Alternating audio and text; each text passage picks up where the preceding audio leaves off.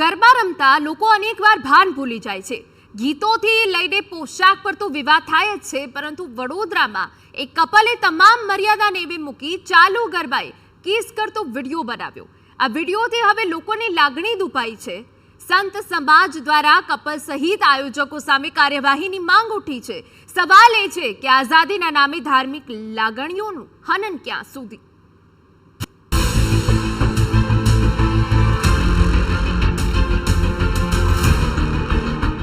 નવરાત્રિમાં લોકો મર્યાદા ભૂલીને ફિલ્મી ગીતો પર ડાન્સ, ડીજેના તાલે ડાન્સ આવી અનેક હરકતો કરતા હોય છે અને તેનો વિરોધ સતત હિન્દુ સંગઠનો કરતા જ આવ્યા છે.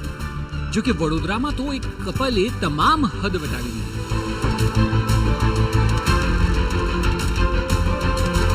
આ કપલ દ્વારા ગરબામાં અસંસ્કારી હરકત કરવામાં આવી. નવરાત્રિની ગરિમાને લાંછન.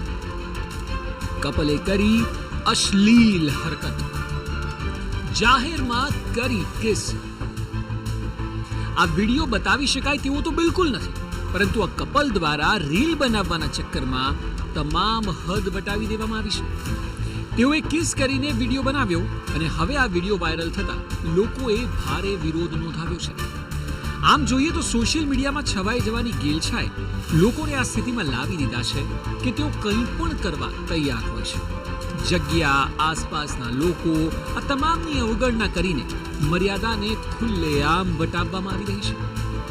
યુનાઇટેડ વેમાં રીલ્સબાજ કપલે એટલું પણ ભાન ન રાખ્યું કે તેઓ માતાની આરાધના કરવા માટે ગરબામાં જાય છે. આવી અશ્લીલતા ફેલાવા થોડી જાય છે. યુગલની અશ્લીલ હરકતનો વિડીયો સામે આવ્યા બાદ ખેલૈયાઓ સહિત લોકોમાં ભારે આક્રોશ છવાયો છે. લોકો ગરબા આયોજક સામે કડકમાં કડક કાર્યવાહી કરવાની માંગ પણ કરી રહ્યા છે. હિન્દુ સંગઠનો અને સંત સમાજ પણ મેદાને આવ્યો છે. સંત સમાજમાં પણ ભારે આક્રોશ આ ઘટનાને લઈને જોવા મળી રહ્યો છે. યુનાઇટેડ વે ગરબા અને ગરબામાં થયેલી હરકત ખરેખર ખૂબ જ દુઃખદ છે. વડોદરામાં આ પહેલાં પણ એક ગરબામાં મને યાદ છે કે ત્યાં સુધી ગયા વર્ષે ઇલેક્ટ્રોનિક સિગરેટ પીતી છોકરીની બબાલ હતી ને આવી જ પરંપરાઓ છે. ખરેખર સંચાલકો અને સિક્યુરિટી શું કરે છે મોટો પ્રશ્ન છે. ધ્યાન આપવું જોઈએ. ગરબામાં અશ્લીલ હરકત થતી હોય અને આજુબાજુ બી લોકો જોયા કરે, દુઃખની વાત છે. સંસ્કૃતિ સાચવવી પડશે તો બધાએ જાગવું પડશે, પણ સમાજમાં દરેક સ્તરે જાગૃતિ લાવવી પડશે. પાશ્ચાત્ય સંસ્કૃતિના અનુકરણમાં સંસ્કૃતિનો નાશ થાય તેવું કદી કબૂલ નથી. ગરબે રમવો કોઈ વાંધો નથી, આયોજન થવા કોઈ પણ વાંધો નથી, પણ જે આયોજન થાય ને એમાં જો વિકૃતિ દેખાય છે,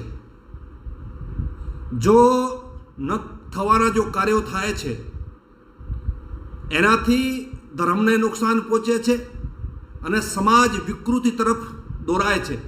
નવરાત્રિઓના આયોજન કરે છે, આયોજકો હોય છે, એને તો સખ્ત સજા મળવી જોઈએ. સાથે સાથે જો લોકો આ ધાર્મિક કાર્યક્રમમાં આવીને આવો વિકૃતિનું કામ કરે છે, આ લોકોને પણ એવી સખ્ત સજા મળવી જોઈએ કે જિંદગીની અંદર ભૂલી જાય બીજી વાર આવો કરતા. જો કે પહેલી વારનું નથી. વર્ષ 2022માં નવરાત્રી દરમિયાન વડોદરા શહેરના યુનાઇટેડ વે ગરબામાં જ ચાલુ ગરબાએ ગરબા રમતી વખતે સિગારેટના ધુમાડા કાઢતી એક યુવતીનો વિડીયો વાયરલ થયો હતો. તેની પાછળ રહેલા એક યુવકના હાથમાં ઈ સિગારેટ પણ હતી. ત્યારે પણ મોટો વિવાદ તો સર્જાયો. અહીં સવાલ અનેક ઊભા થઈ રહ્યા છે. સૌથી પહેલો અને મહત્વનો સવાલ એ છે કે આખરે યુવાઓને થયું છે શું? સવાલ એ છે કે કેમ ગરબામાં આ પ્રકારની હરકતો થાય છે?